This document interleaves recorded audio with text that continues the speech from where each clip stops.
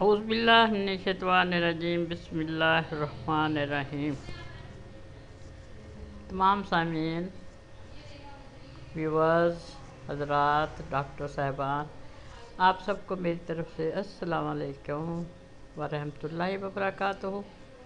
امید کرتی ہوں کہ آپ سب بخیر و عافیت سے ہوں گے، اور اللہ تعالیٰ سے دعا ہے کہ اللہ تعالیٰ آپ کو اپنے حفظ و امان میں رکھے اور صحت کاملہ سے نوازے۔ کل میں نے اپنی آڈیو شوگر کیا ہے پہ پوسٹ کی تھی۔ آج میں شوگر کے فیکٹر یعنی کہ وجوہات اور اس کی علامات یعنی کہ سمٹم کے بارے میں بتاؤں گی کہ کیسے ہمیں پتہ چلتا ہے کہ اس کو شوگر ہے، اس کی مریض کی کچھ علامتیں کیا کیا ہیں اور یہ کس وجہ سے ہوتی ہے شوگر۔ اب آتے ہیں وجوہات یعنی فیکٹر کی طرف۔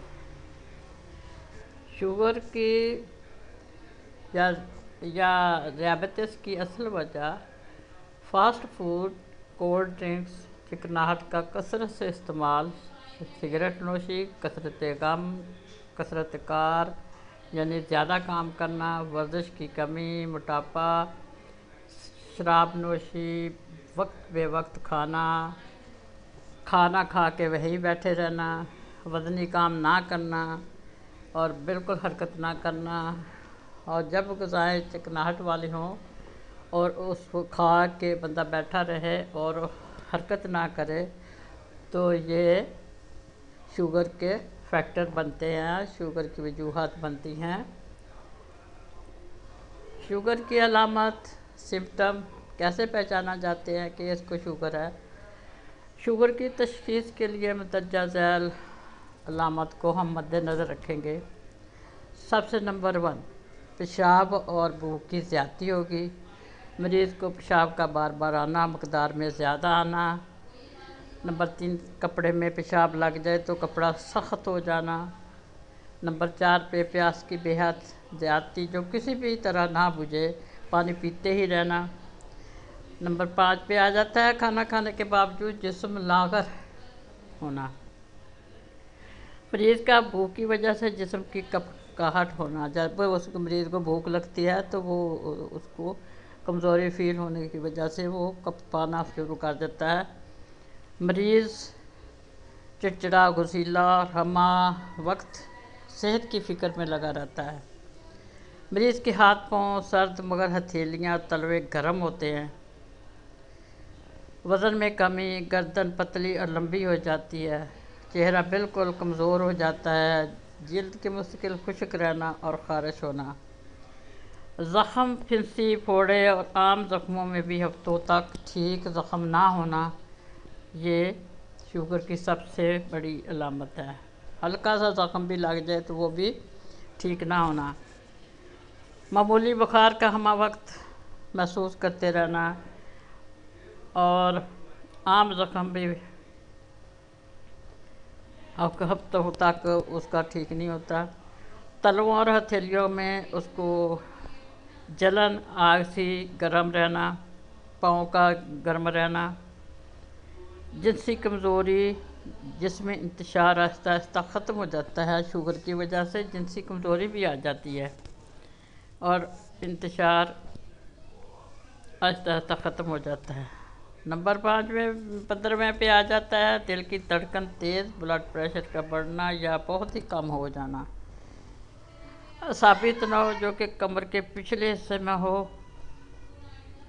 منہ کا ذائقہ کڑوا، زبان کا رنگ سفید ہونا، منہ سے شدید بدبو آنا، ذرا سی محنت سے سانس کا پھول جانا، پسینہ زیادہ آنا، نیند کی شدید کمی، غنودگی، نظر کا اچانک چلے جانا، اندھا پن، دھندلاہٹ، آنکھوں سے پانی کا زیادہ آنا، گردوں کے مقام پر درد، دکھن، نہانے سے خوف زدہ ہونا، نہا نہ سکے، دانت خراب ہونا شروع ہو جاتے ہیں۔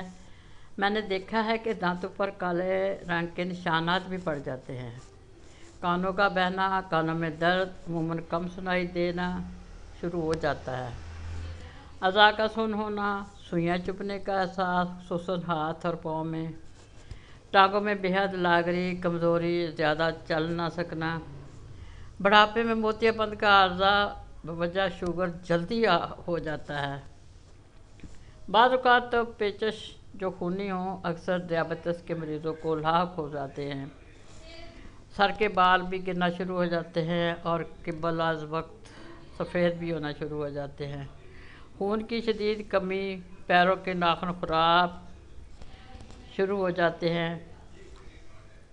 कमर के मोरों में हमतन दर्द रहता है। कंधों में शदीद खिंचाव रहता है। पैरों में हम वक्त बेचैनी रहती है और इंसान चल भी नहीं पाता। हर टाइम ऐसे उसके पैरों का गोश्त कच्चा सा हो जाता है कि थोड़े से कदम भी नहीं चल सकता, और जब वो चलता है तो फिर उसे बहुत तकलीफ़ महसूस होती है, वो नहीं चल पाता। एक तो पहले ही वो कमज़ोर होता है, बैठ बैठ के उसको आदत ही नहीं होती चलने की, लेकिन जब वो चलता है तो कमज़ोर हो जाता है। ये थी शुगर दियाबितीस की सिम्पटम और उनके फैक्टर वजूहात। इसके बाद मैं आपको बताऊंगी कि इसका लैब का टेस्ट कैसे किया जाता है और इसका मुआयना कैसे किया जाता है, दूसरा ग्लूकोज़ कैसे चेक किया जाता है। और आज के लिए इतने काफ़ी, दुआओं के लिए याद रखें।